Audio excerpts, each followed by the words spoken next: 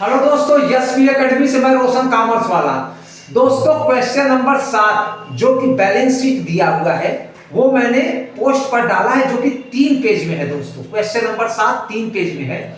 मित्रों मैं एक चीज आपको बता दूं, क्वेश्चन कैश फ्लो स्टेटमेंट में जितना बड़ा दे दिया होता है उतना ज्यादा प्रॉब्लम आप लोगों का सॉल्व कर देते हैं वो।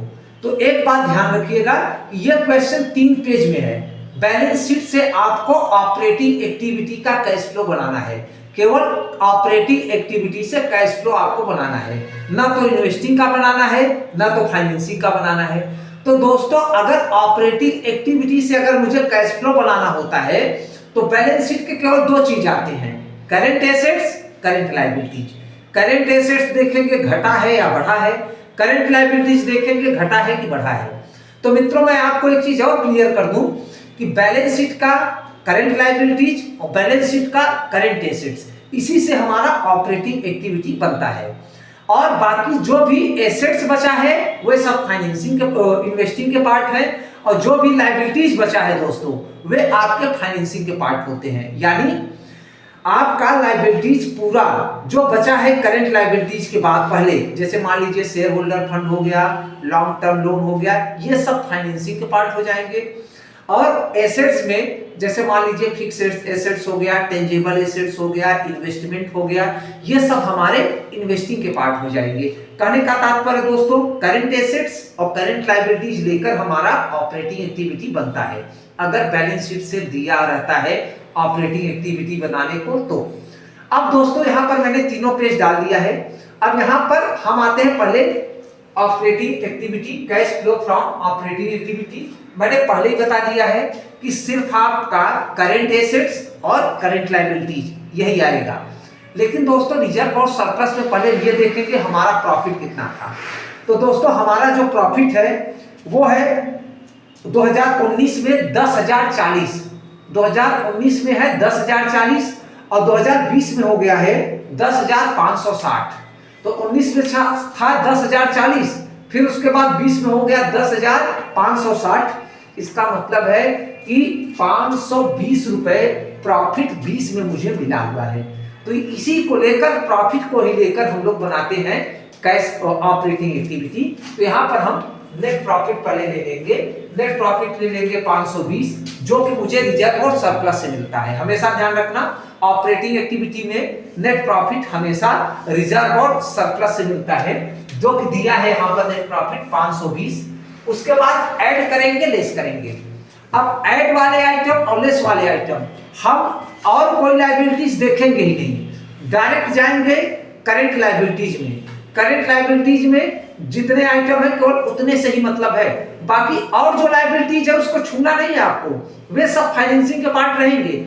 अगर आपने उसे यहाँ पर ले लिया तुरंत सवाल गलत हो जाएगा। तो दोस्तों पहले करंट लायबिलिटीज में डायरेक्ट जाएंगे। तो करंट लायबिलिटीज में हम लोगों को दिया है पहली चीज व्यापारिक देय, यानी ट्रेड पेबल। ट्रेड पेबल पहले था 10,360, अब है 11,840। जब भी आपका करंट एसेट्स, जब भी आपका करंट लायबिलिटीज बढ़ जाएगा तो हमेशा ऐड होगा। लायबिलिटीज बढ़ने का मतलब है कैश आ गया। अगर आपका कर्ज बढ़ा तो इसका मतलब है कैश आया। तो यहाँ पर करंट लायबिलिटीज पहले था हमारा 10,360, अब हो गया 11,840। इसका ये मतलब है कि 1,480 रुपए की लायबिलिटीज बढ़ गई, यानी ट्रेड पेबल हमारा 1,480 रुपए का बढ़ गया। तो ट्रेड पेबल ऐड में हो जाएगा, ट्रेड पेबल ऐड हो गया 1,480 रुपए। उसके बाद दोस्तों अगला चलते हैं, और कौन लायबिलिटीज है, अल्पकालीन प्रोविजन, शॉर्ट टर्म प्रोविजन है। शॉर्ट टर्म प्रोविजन 7 में था, 2019 में था 700, 2019 में 700 है और 2020 में 800 है। तो दोस्तों 20 में हम फिगर देखेंगे तो 100 रुपए बढ़ गया, तो जितना केवल डिफरेंट होता है वही लिया जाएगा। तो 100 रुपए यहाँ पर बढ़ गया है, यानी करंट लायबिलिटीज फिर बढ़ गई। और जब भी करंट लायबिलिटीज बढ़ता है हमेशा आएगा शॉर्ट टर्म प्रोविजन, यहाँ पर 100 रुपए फिर बढ़ गया। अब उसके बाद दोस्तों और कोई आपको टच करने की जरूरत ही नहीं है। अगर और कोई लायबिलिटीज अगर आप टच करेंगे तो सवाल तुरंत गलत हो जाएगा दोस्तों। अब हम लोग आते हैं करंट एसेट्स में। करंट एसेट्स में पहले दिया है हमारा स्टॉक यानी इन्वेंट्री। इन्वेंट्री पहले था 49,200, अब है 42,700। जब भी कभी भी इन्वेंट्री आपका घटता है, यानी करेंट एसेट्स अगर घटा तो इसका मतलब है कि कैश आया, क्योंकि एसेट्स घटेगा तो इसका मतलब है कैश मुझे मिला। करेंट एसेट्स बढ़ा, इसका मतलब है कैश हमारे पास से गया। अगर करेंट एसेट्स घटेगा तो हमेशा कैश आएगा। तो दोस्तों यहाँ पर करेंट एसेट्स घटा है, पहले था 49,219 में और 2020 में है 42,700। तो दोस्तों यहाँ पर हमारा 6500 रुपए का इन्वेंट्री घट गया। घटने का मतलब है कि इन्वेंट्री बिक गई। इन्वेंट्री बिकने का मतलब है कैश आ गया। तो यहाँ पर कैश कितना आया दोस्तों इन्वेंट्री से 6500, यानी करेंट एसेट्स अगर घटेगा तो ऐड होगा और वहां पर करेंट लायबिलिटीज बढ़ेगी तब ऐड होगा। हमेशा ध्यान रखना दोस्तों ये बात, करेंट लायबिलिटीज बढ़ा ऐड, करेंट एसेट्स घटा तब ऐड, ये दोनों ऐड होंगे। करेंट लायबिलिटीज बढ़ा ऐड, करेंट एसेट्स घटा ऐड। तो यहाँ पर दोस्तों यहाँ पर घट गया है तो फिर हमारा 6500 रुपए ऐड में हो जाएगा। उसके बाद दोस्तों दिया है ट्रेड रिसीवेबल। ट्रेड रिसीवेबल मतलब जैसे मान लीजिए डेटर हो गया या बिल्स रिसीवेबल हो गया। पहले था 14,900, अब है 17,700। अब देखो दोस्तों यहाँ करंट एसेट्स बढ़ गया। जब भी करंट एसेट्स बढ़े तो हमेशा लेस हो जाता है। तो यहाँ पर ट्रेड रिसीवेबल, करंट एसेट्स हमारा 2800 से बढ़ गया। ट्रेड रिसीवेबल 2800 से बढ़ा, तुरंत लेस आएगा। करंट एसेट्स बढ़ने का मतलब होता है कि कैश हमारे पास से चला गया। जब भी कैश जाएगा तो हमेशा लेस में जाएगा। ट्रेड रिसीवेबल हमेशा ध्यान रखना कि अगर करंट एसेट्स आपका बढ़ रहा है तब तो हमेशा कैश जाता है। तो करंट एसेट्स यहाँ पर बढ़ा, कितना बढ़ा दोस्तों 2800, ये हमारा लेस में हो गया। उसके बाद दोस्तों अगला दिया हुआ है, कुछ एक्स्ट्रा आइटम दिया है, अतिरिक्त सूचना दिया हुआ है। अतिरिक्त सूचना हम लोग अगले पेज पे जाएंगे तो तीसरे पेज पे अतिरिक्त सूचना दिया है, जिसमें दिया है वर्ष 2020 में 3500 लाभांश चुकाया गया। दोस्तों 3500 लाभांश चुकाया गया। ये 3,500 जो लाभांश दिए जाते हैं ये शेयर होल्डर को दिए जाते हैं और डिविडेंड आपका शेयर होल्डर का पार्ट होता है, यहाँ पर ऑपरेटिंग का पार्ट नहीं होता। तो 3500 रुपए शेयर होल्डरों को दिया गया, तो ये शेयर होल्डर फंड का पार्ट है।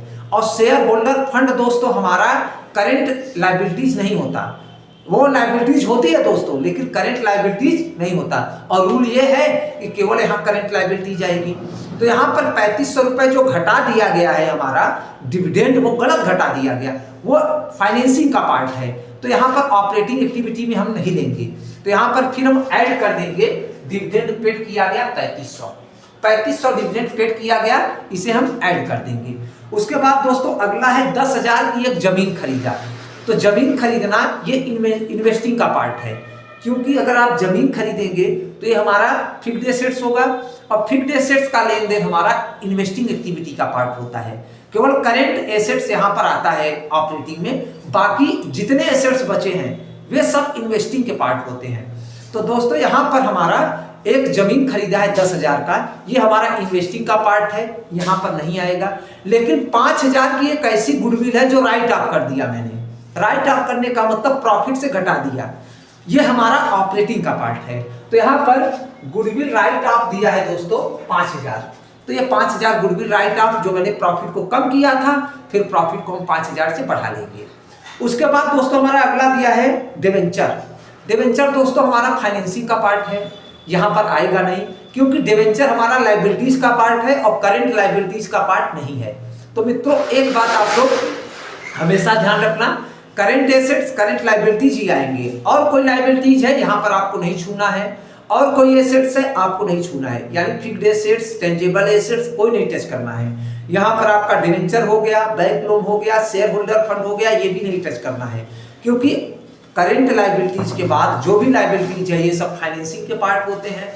करंट एसेट्स के बाद जो भी एसेट्स होता है ये आपके इन्वेस्टिंग के पार्ट होते हैं। तो दोस्तों हमारे सारे आइटम हो गए। अब यहाँ पर दोस्तों हम इसे ऐड करेंगे तो आया ये 16,540 जो कि ऐड करना है। तो 16,540 520 में ऐड करेंगे तो आएगा 17,100 रुपए। और लेस में दोस्तों केवल एक है ट्रेड रिसीवेबल 2800, लेस करेंगे तो आएगा 14,300 आपका net cash from operating activity. तो यही दोस्तों हमारा आंसर है 14,300 net cash from operating activity. दोस्तों हमेशा ध्यान रखना, देखने के लिए क्वेश्चन इतना बड़ा दिया था लेकिन इसमें कुछ था नहीं, क्योंकि हमें ऑपरेटिंग एक्टिविटी निकालना है तो केवल करंट एसेट्स करंट लायबिलिटीज को टच करेंगे, बाकी और कोई बैलेंस शीट का काम यहाँ पर नहीं है। एक बार दोस्तों इसे रिवाइज जरूर करिएगा आप लोग अपने क्वेश्चंस को देखते हुए, तब आपको और अच्छे से समझ में आएगा कि मैंने यहाँ पर क्या बताया।